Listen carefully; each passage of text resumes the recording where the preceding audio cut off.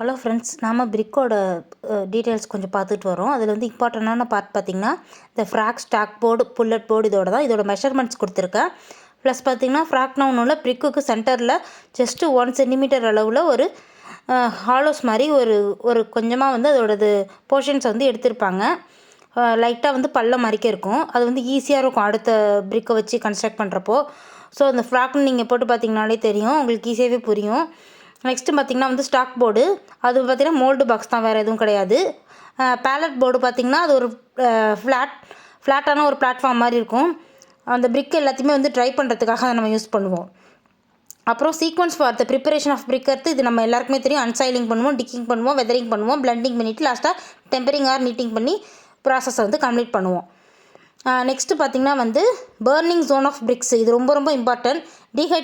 Dehydration zone பார்த்திங்கன்னா 400 to 650 degree Celsius இருக்கும். Oxidation zone பார்த்திங்கன்னா 650 to 900 டிகிரி செல்சியஸ் இருக்கும். ஃபிட்ரிஃபிகேஷன் ஜோன் பார்த்திங்கன்னா 900லேருந்து 1200 டிகிரி செல்சியஸ் வரைக்கும் இருக்கும். இது ரொம்பவே இம்பார்ட்டண்டான நோட்ஸ் ஃப்ரெண்ட்ஸ், கண்டிப்பாக யூஸ் பண்ணிக்கோங்க. சிவில் ஸ்டூடெண்ட்ஸ் பார்க்குறவங்க எல்லாருமே லைக் அண்ட் கமெண்ட் பண்ண மறந்துடாதீங்க. சப்ஸ்கிரைப் பண்ணவும் மறந்துடாதீங்க ஃப்ரெண்ட்ஸ். Thank you friends. இது வரைக்கும் சப்ஸ்கிரைப் பண்ண எல்லா ஃப்ரெண்ட்ஸுக்கும் thank you so much. Keep motivate me and support me friends.